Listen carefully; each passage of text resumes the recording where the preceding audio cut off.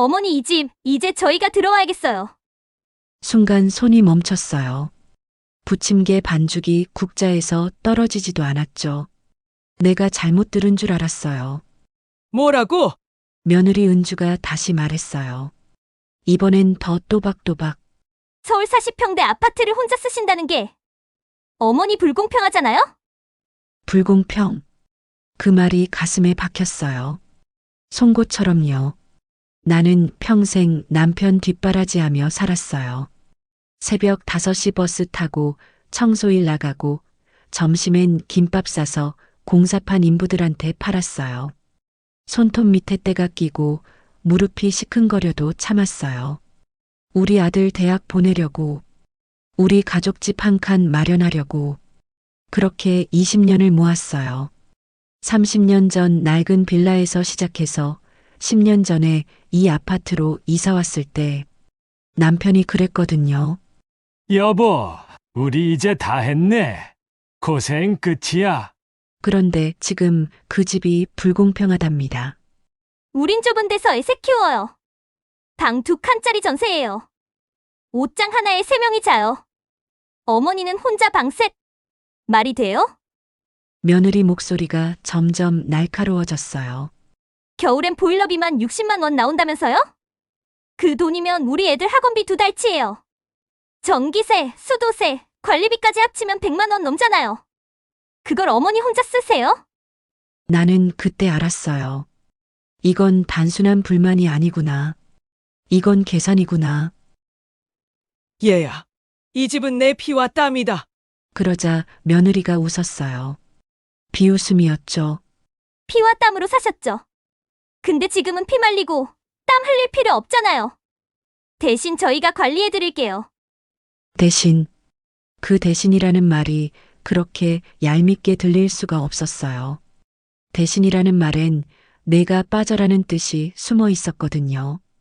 나는 참았어요. 명절날이었고 손주들이 거실에서 놀고 있었으니까요. 하지만 마음속엔 이미 뭔가가 끓고 있었죠. 어머니, 이 집 혼자 사시기엔 너무 커요. 나이 드시면 계단도 힘들어지실 거고 청소하기도 벅차실 거예요. 우리 들어오면 훨씬 효율적으로 살 수 있어요. 효율. 그 단어가 참 잔인하게 들렸어요. 사람 사는 게 효율로 계산되는 세상이 되었나 봐요. 나는 그 자리에서 부침개를 접시에 던졌어요. 넌 사람 사는 걸 숫자로 보니? 내 인생이 통장 잔고냐? 며느리는 눈도 안 깜빡였어요. 감정은 예쁘지만 현실은 돈이에요. 이제는 저희 세대가 짐을 덜어야죠. 짐. 나는 짐이 됐답니다. 같은 집에서 함께 웃던 가족이 어느새 짐이 되어버렸어요. 김치전 뒤집다가 내 인생이 뒤집혔습니다. 명절 아침이었어요. 손주들이 뛰어다니고 부엌에선 전 냄새가 고소했죠. 그냥 평범한 날일 줄 알았어요. 평생을 이렇게 살아왔으니까요. 아침이면 일어나서 밥 짓고 손주들 얼굴 보고 며느리랑 시시콜콜한 이야기 나누고 그게 제 일상이었어요. 그런데 그날은 달랐습니다. 며느리 입에서 그런 말이 나올 줄은 꿈에도 몰랐거든요. 그날 저녁 식탁 위의 음식은 식었고 대화는 얼어붙었어요. 아들 민수는 고개를 숙이고만 있었고 손주들은 눈치를 봤죠. 나는 속으로 수백 번 물었어요. 내가 뭘 그렇게 잘못 살았나? 밤이 깊어지고 모두 잠든 후에도 거실불이 꺼지지 않았어요. 나는 혼자서 거실을 걸었어요. 한 바퀴, 2바퀴, 3바퀴. 이 집의 불빛 하나하나가 내 삶의 흔적 같았거든요. 저기 저 벽지는 남편이랑 같이 붙인 거예요. 10년 전 봄이었죠. 남편이 풀 묻은 손으로 내 볼에 장난치며 웃던 날. 저 거실 소파는 손주 첫돌 때 산 거예요. 아기가 처음 뒤집기 하던 모습을 여기 앉아서 봤어요. 저 창문 너머로 보이는 한강은 남편이 제일 좋아하던 풍경이었어요. 저녁마다 여기 서서 여보, 우리 이제 좀 사내하던 그 목소리. 그런데 이제 이 모든 게 비효율이라네요. 새벽녘에 며느리 방 앞을 지나가는데 안에서 목소리가 들렸어요. 당신 엄마 너무 고집세. 혼자 그 큰 집에서 뭐 하려고. 그리고 아들 민수 목소리. 조금만 기다려봐. 엄마도 생각하실 거야. 언제까지 기다려요? 우리 전세 만료일 석 달밖에 안 남았어요. 이사비만 해도 1,000만 원인데 그 돈 어디서 나와요? 나는 그 자리에 얼어붙었어요. 석 달. 그들에게 시간이 없었구나. 그래서 이렇게 급했구나. 다음 날 아침 식탁 위에 종이 봉투가 놓여 있었어요. 내 이름이 적혀 있었죠. 재산 교환 제안서. 그 밑엔 작은 글씨로 우리 가족의 더 나은 미래를 위해라고 써 있었어요. 손이 떨렸어요. 13억짜리 집이 한 장의 종이로 가벼워진 기분이었어요. 봉투를 열었어요. 안엔 깔끔하게 타이핑된 문서가 있었어요. 제안 내용. 이 아파트를 매도하여 현금화. 어머님께는 소형 아파트 구입 3억 상당. 나머지 금액으로 저희 가족 주거 안정. 어머님 노후 생활비 월 100만 원 지급. 월 100만 원. 내 삶이 월 100만 원으로 계산됐어요. 그때 아들이 들어왔어요. 눈이 피곤했고 입술은 바짝 말라 있었죠. 엄마, 그냥 같이 살아보자는 거야. 한 달만이라도. 한 달? 응. 싫으면 원래대로 돌아가면 되잖아. 나는 고개를 저었어요. 한 달로 시작하면 평생이 된다. 그리고 넌 지금 거짓말하고 있어. 아들 얼굴이 하얗게 질렸어요. 엄마, 민수야. 엄마가 70 먹었다고 바보 된 거 아니다. 뭔가 숨기고 있지? 한참 침묵이 흘렀어요. 그러다 아들이 입을 열었어요. 엄마, 회사에서 구조조정 들어왔어. 나 지난달에 잘렸어. 그 순간 모든 퍼즐이 맞춰졌어요. 며느리의 급함, 재산 교환 제안서, 석 달이라는 시간. 몇 달째니? 석 달. 퇴직금은? 전세 보증금 올려주는데 다 들어갔어. 그리고 애들 학원비, 은주 아버지 병원비. 아들이 무너졌어요. 40이 넘은 남자가 엄마 앞에서 우는 모습 처음 봤어요. 엄마 미안해. 나 무능해서 미안해. 가족도 못 먹여 살리고 가슴이 찢어지는 것 같았어요. 내 아들이 이렇게 힘들었는데 나는 몰랐어요. 왜 진작 말 안 했니? 엄마한테 걱정 끼치기 싫었어. 그리고 부끄러웠어. 나는 아들을 안았어요. 오랜만이었어요.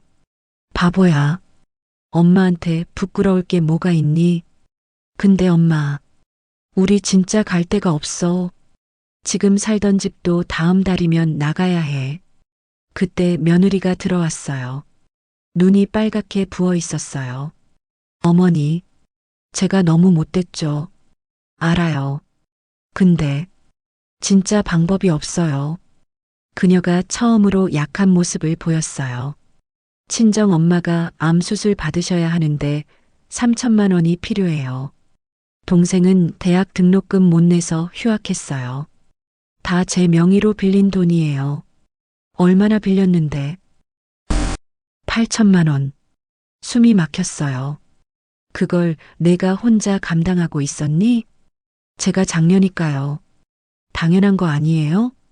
그제야 며느리가 왜 그렇게 급했는지 알겠더라고요. 그녀도 지고 있었던 거예요. 가족이라는 짐을. 얘야, 그 얘기 왜 진작 안 했니? 무서웠어요. 어머니가 실망하실까봐. 우리 집안 형편 알면 아들이랑 결혼 반대하실까봐. 그래서 숨겼어요. 그런데 이젠 더는 못 숨기겠어요. 며느리가 무릎을 꿇었어요. 어머니, 제발이요. 저희 좀 도와주세요.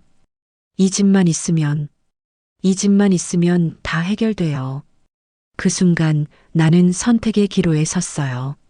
내 평생의 삶이 담긴 집, 아니면 무너져가는 내 가족. 나이 들어도 인생의 주인은 나다. 일시간 낭독용 대본. 프롤로그 0-3분. 김치전 뒤집다가 내 인생이 뒤집혔습니다. 명절 아침이었어요. 손주들이 뛰어다니고 부엌에선 전 냄새가 고소했죠. 그냥 평범한 날일 줄 알았어요. 평생을 이렇게 살아왔으니까요. 아침이면 일어나서 밥 짓고 손주들 얼굴 보고 며느리랑 시시콜콜한 이야기 나누고 그게 제 일상이었어요. 그런데 그날은 달랐습니다. 며느리 입에서 그런 말이 나올 줄은 꿈에도 몰랐거든요. 1부 시작 3-15분. 어머니, 이 집, 이제 저희가 들어와야겠어요. 순간 손이 멈췄어요. 부침개 반죽이 국자에서 떨어지지도 않았죠. 내가 잘못 들은 줄 알았어요. 뭐라고? 며느리 은주가 다시 말했어요. 이번엔 더 또박또박. 서울 40평대 아파트를 혼자 쓰신다는 게 어머니, 불공평하잖아요. 불공평. 그 말이 가슴에 박혔어요. 송곳처럼요. 나는 평생 남편 뒷바라지하며 살았어요. 새벽 5시 버스 타고 청소일 나가고 점심엔 김밥 싸서 공사판 인부들한테 팔았어요. 손톱 밑에 때가 끼고 무릎이 시큰거려도 참았어요. 우리 아들 대학 보내려고, 우리 가족집 한 칸 마련하려고 그렇게 20년을 모았어요. 30년 전 낡은 빌라에서 시작해서 10년 전에 이 아파트로 이사 왔을 때 남편이 그랬거든요. 여보, 우리 이제 다 했네. 고생 끝이야. 그런데 지금 그 집이 불공평하답니다. 우린 좁은 데서 애새 키워요. 방 2칸짜리 전세예요. 옷장 하나에 3명이 자요. 어머니는 혼자 방 셋. 말이 돼요? 며느리 목소리가 점점 날카로워졌어요. 겨울엔 보일러비만 60만 원 나온다면서요? 그 돈이면 우리 애들 학원비 2달치예요. 전기세, 수도세, 관리비까지 합치면 100만 원 넘잖아요. 그걸 어머니 혼자 쓰세요? 나는 그때 알았어요. 이건 단순한 불만이 아니구나. 이건 계산이구나. 얘야, 이 집은 내 피와 땀이다. 그러자 며느리가 웃었어요. 비웃음이었죠. 피와 땀으로 사셨죠. 근데 지금은 피 말리고 땀 흘릴 필요 없잖아요. 대신 저희가 관리해 드릴게요. 대신, 그 대신이라는 말이 그렇게 얄밉게 들릴 수가 없었어요. 대신이라는 말엔 내가 빠져라는 뜻이 숨어 있었거든요. 나는 참았어요. 명절날이었고 손주들이 거실에서 놀고 있었으니까요. 하지만 마음속엔 이미 뭔가가 끓고 있었죠. 어머니, 이 집 혼자 사시기엔 너무 커요. 나이 드시면 계단도 힘들어지실 거고 청소하기도 벅차실 거예요. 우리 들어오면 훨씬 효율적으로 살 수 있어요. 효율?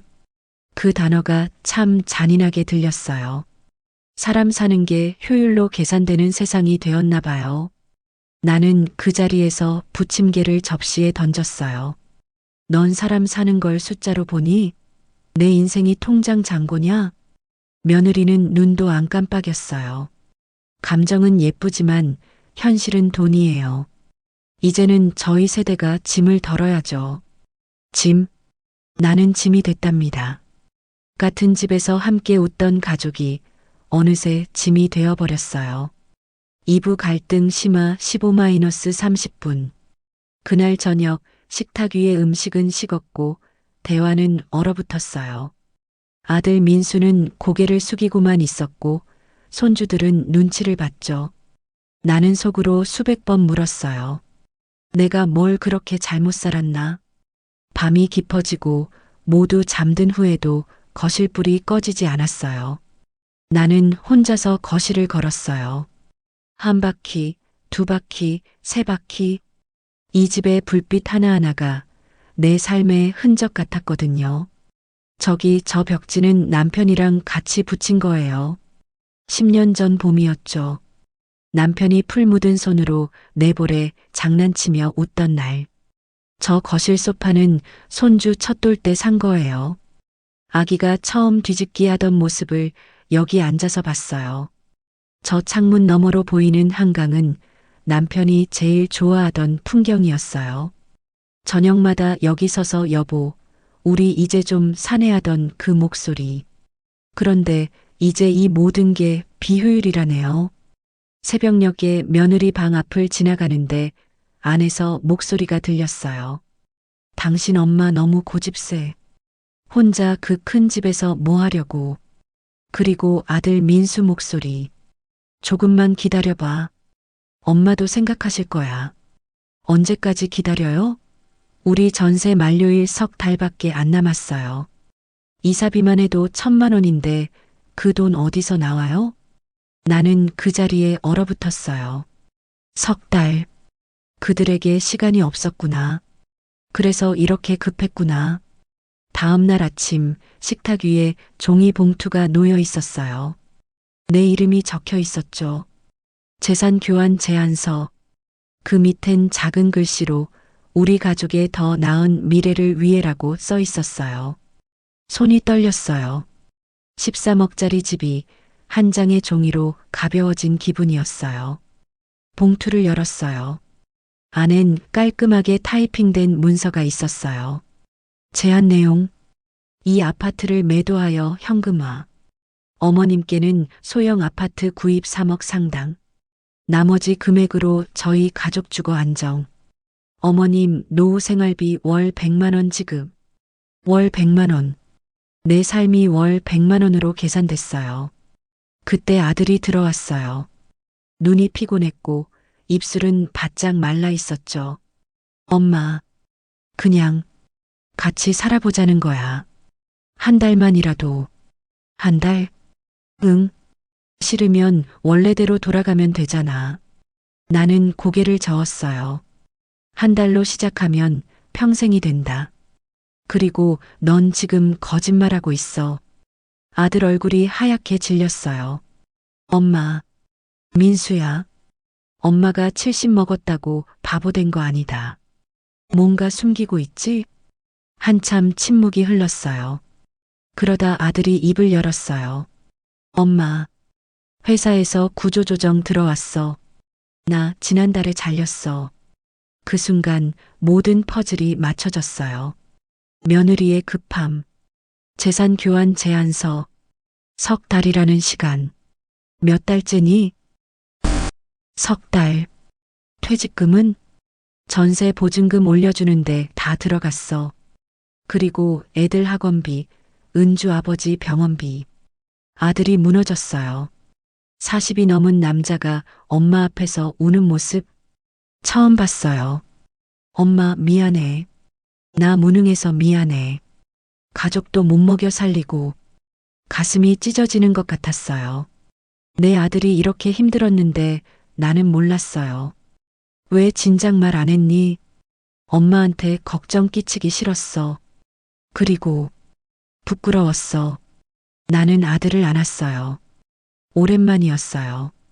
바보야. 엄마한테 부끄러울 게 뭐가 있니?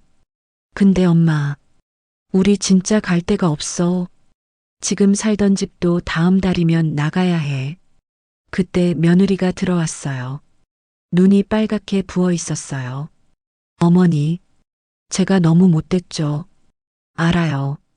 근데 진짜 방법이 없어요. 그녀가 처음으로 약한 모습을 보였어요. 친정 엄마가 암 수술 받으셔야 하는데 3천만 원이 필요해요. 동생은 대학 등록금 못 내서 휴학했어요. 다 제 명의로 빌린 돈이에요.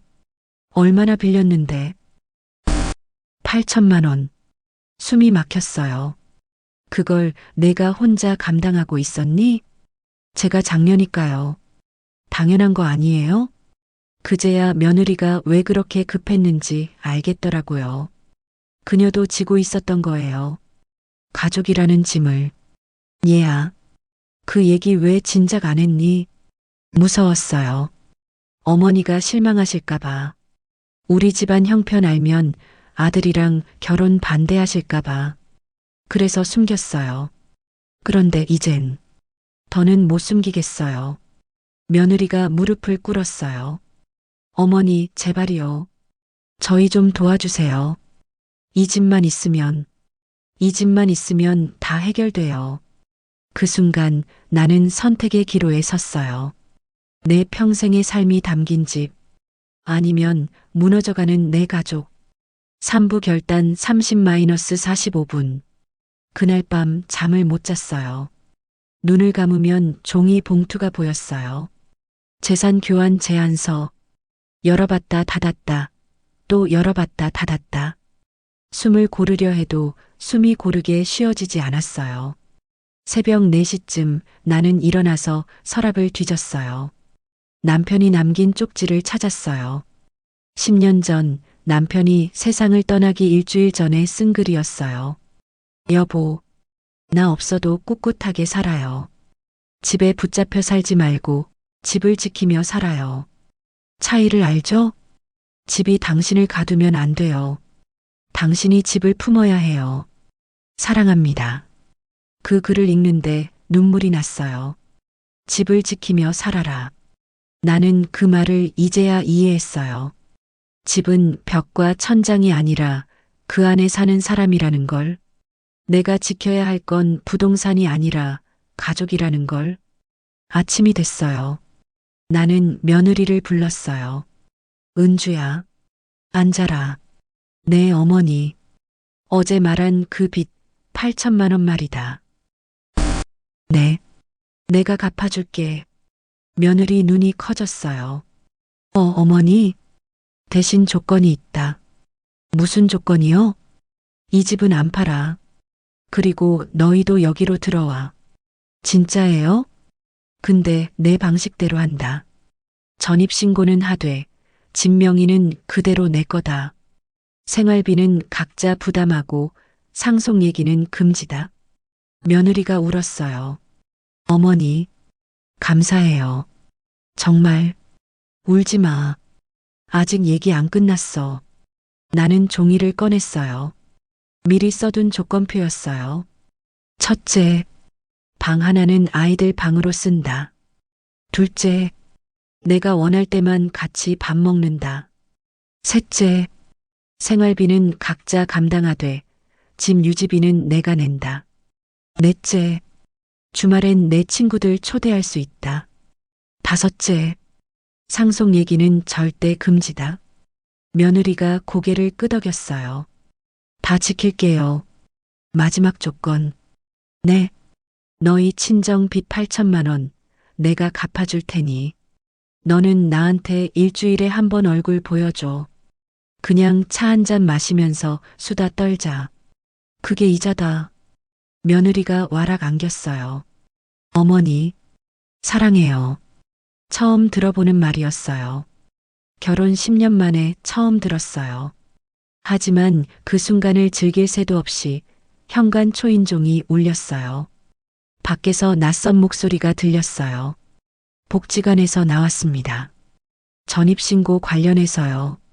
문을 열었더니 젊은 공무원이 서 있었어요.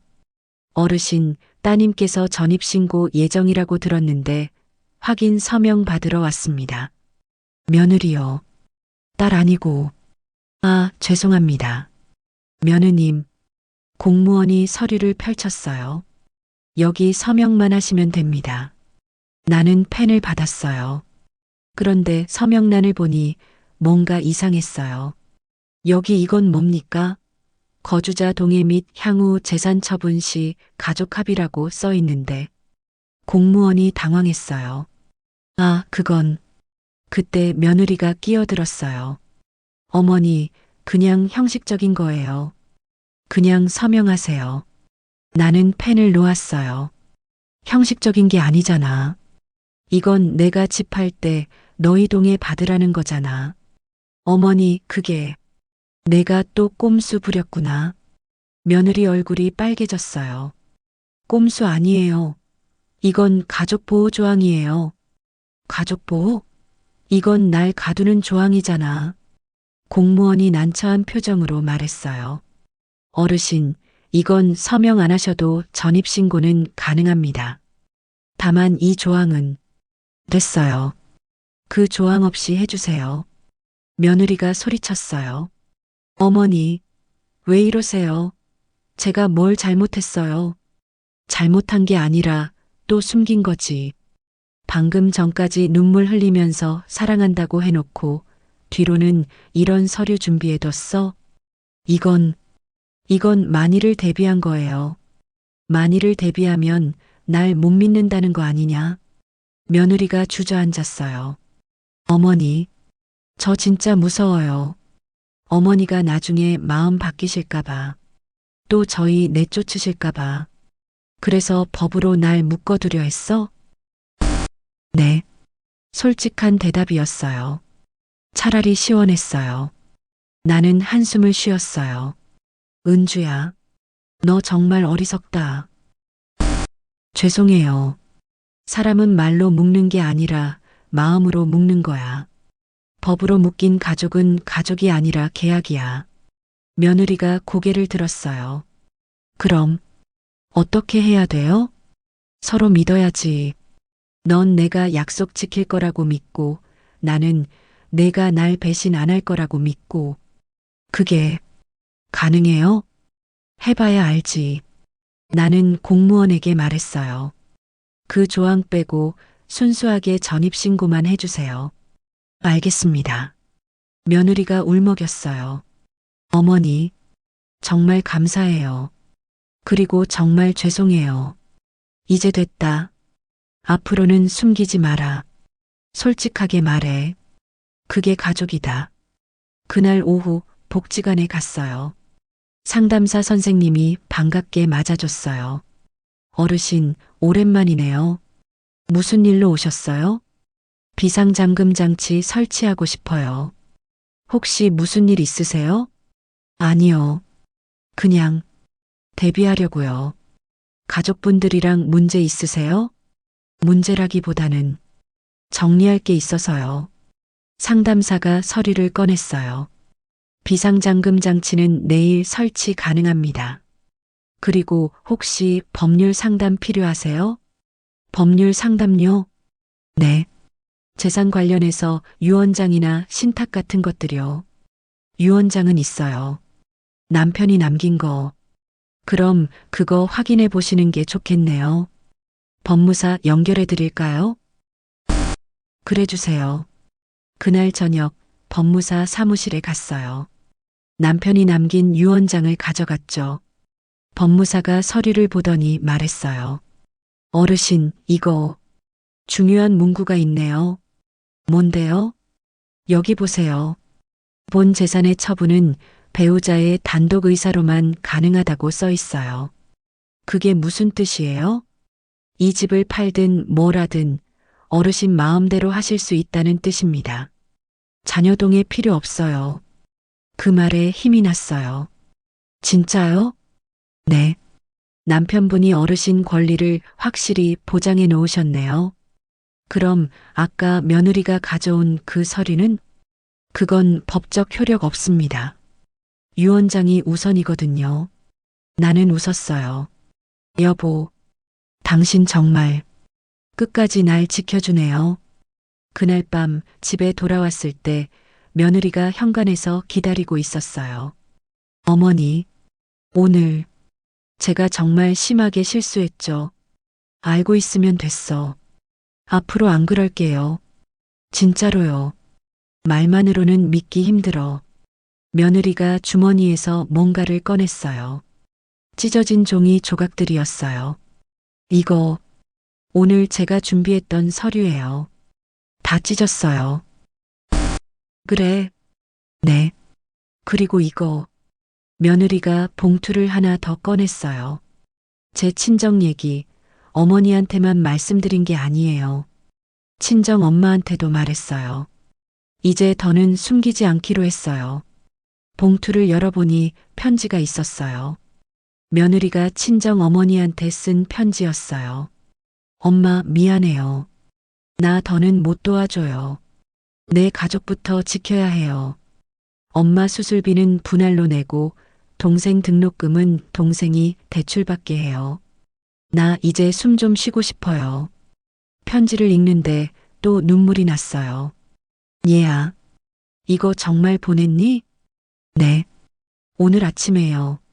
무서웠는데. 어머니 보고 용기 얻었어요. 내가? 네. 어머니가 저한테 조건 내걸 때요. 내 방식대로 한다고 하셨잖아요. 그 모습 보고 생각했어요. 나도 내 인생의 주인이 돼야겠다고. 며느리가 처음으로 진짜 웃었어요. 어머니, 저 이제 알겠어요. 지킨다는 게 뭔지. 뭔데? 혼자가 되는 게 아니라 나를 잃지 않는 거요. 그날 밤 우리는 처음으로 진짜 대화를 나눴어요. 서로의 두려움에 대해서, 서로의 아픔에 대해서, 그리고 서로의 희망에 대해서. 다음 날 아침 비상잠금 장치 기사님이 왔어요. 설치 완료됐습니다. 사용법 알려드릴게요. 네, 천천히 보여주세요. 여기 버튼 한 번 누르면 잠기고 2번 누르면 열려요. 그리고 이 빨간 버튼은 비상벨이에요. 그때 며느리가 나타났어요. 어머니, 이건 뭐예요? 비상잠금 장치. 혹시 모르니까. 저 때문에 다신 거예요? 너 때문이 아니라 나 때문이야. 나이 들면 불안한 게 많거든. 며느리가 고개를 끄덕였어요. 알겠어요. 근데 어머니, 왜? 이 장치, 제가 비밀번호 알면 안 돼요? 왜? 혹시 어머니한테 무슨 일 생기면 제가 들어가야죠. 그 말에 가슴이 뭉클했어요. 그래, 가르쳐 줄게. 감사해요. 그날 저녁 식탁에 모두 모였어요. 아들, 며느리, 손주 셋. 오랜만에 완전한 가족 식사였어요. 할머니, 우리 이제 여기서 사는 거예요? 그래. 야호. 방 넓어요. 손주가 좋아서 뛰어다녔어요. 며느리가 국을 떴어요. 어머니, 드세요. 고맙다. 아니에요. 제가 더 감사하죠. 아들이 밥을 떴어요. 엄마, 나 다음 주에 면접 봐. 어디? 작은 회사인데 괜찮아 보여. 잘 됐다. 떨어지면 어때? 다시 보면 되지. 엄마 말이 달라졌네. 늙으니까 욕심이 줄더라. 이제는 성공보다 행복이 중요해. 그날 밤 손주가 내 방에 놀러 왔어요. 할머니, 이건 뭐예요? 사진첩을 가리켰어요. 할머니 젊었을 때 사진. 우와, 예뻐요. 그치? 할머니도 예뻤어. 이분은요? 할아버지. 잘생겼다? 그치? 할머니 남자 보는 눈 좋았어. 손주가 웃었어요. 할머니, 할아버지랑 사랑했어요? 응. 많이. 지금도요? 응. 지금도. 할머니, 나도 나중에 할머니처럼 사랑하고 싶어요. 그래. 그런데 말이야. 네. 사랑도 중요하지만 너 자신을 더 사랑해야 해. 그게 뭐예요? 나를 잃으면서까지 누군가를 사랑하면 안 된다는 거야. 알겠니? 잘 모르겠어요. 나중에 알게 될 거야. 할머니처럼. 손주가 내 품에 안겼어요. 할머니 사랑해요. 나도 사랑한다. 우리 강아지. 며칠 후 복지관에서 전화가 왔어요.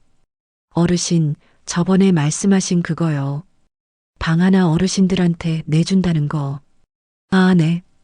그거 어떻게 됐어요? 다음 주 수요일부터 시작하려고 하는데 괜찮으세요? 물론이죠. 감사합니다. 많은 분들이 좋아하실 거예요. 나도 기대돼요. 며느리가 뒤에서 물었어요. 어머니, 뭐예요?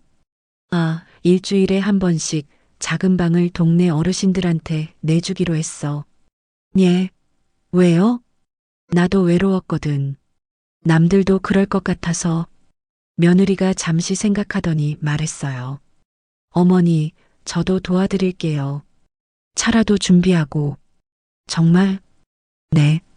어머니 혼자 하시기 힘드실 거예요. 그 말에 마음이 따뜻해졌어요. 수요일이 왔어요. 동네 어르신 5분이 오셨어요. 어머니 초대해 주셔서 감사합니다.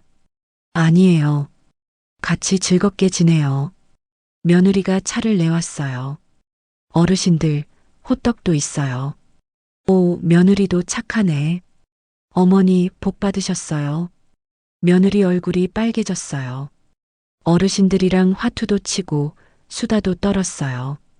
그나저나 요즘 세상 무섭더라. 자식들이 부모 재산 노린다잖아. 맞아요. 우리 동네 김씨 할머니도 그것 때문에 법정 갔대요. 나는 조용히 웃었어요. 나도 그럴 뻔했어요. 예. 우리 며느리가 이 집 노렸거든요. 모두 놀라서 며느리를 봤어요. 며느리가 당황해서 손을 휘저었어요. 아, 그게 아니라. 맞아요. 노렸어요. 근데 나도 져주지 않았죠. 그래서요? 그래서 이렇게 됐어요. 서로 양보하고 서로 이해하고 한 어르신이 고개를 끄덕였어요. 그게 가족이죠. 싸우다가도 결국 손잡는 게 맞아요. 그날 저녁 어르신들이 다 가신 후에요. 며느리가 설거지하면서 말했어요. 어머니, 오늘 창피했어요. 왜? 제 얘기를 다 하시잖아요. 숨길 거 있어? 아니지만. 그럼 됐어. 솔직한 게 부끄러운 건 아니야. 며느리가 웃었어요. 어머니는 정말 특별하세요. 나이 먹으니까 뻔뻔해진 거지 뭐. 둘이 웃었어요. 한 달이 지났어요. 아들이 면접에 붙었어요. 엄마, 붙었어. 잘 됐다. 월급은 전보다 적지만 그래도 괜찮아. 괜찮은 게 아니라 잘 된 거지. 내가 행복하면 그게 최고야. 며느리 친정 어머니 수술도 잘 끝났어요. 어머니, 친정 엄마 퇴원했대요.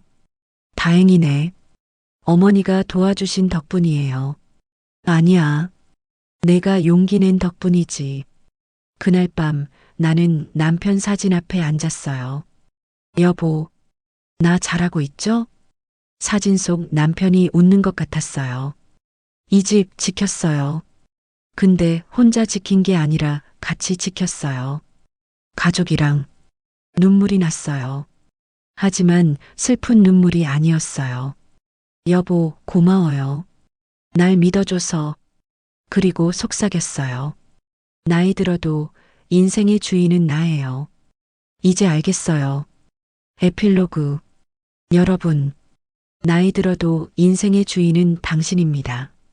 가족이란 집을 나누는 게 아니라 마음을 나누는 겁니다. 때로는 지켜야 하고 때로는 내줘야 해요. 하지만 절대 잊으면 안 되는 게 있어요. 당신 자신을 잃으면 안 된다는 거. 내가 무너지면 가족도 무너져요. 내가 서 있어야 가족도 설 수 있어요. 그러니 기억하세요. 나이 들어도 인생의 주인은 바로 당신입니다.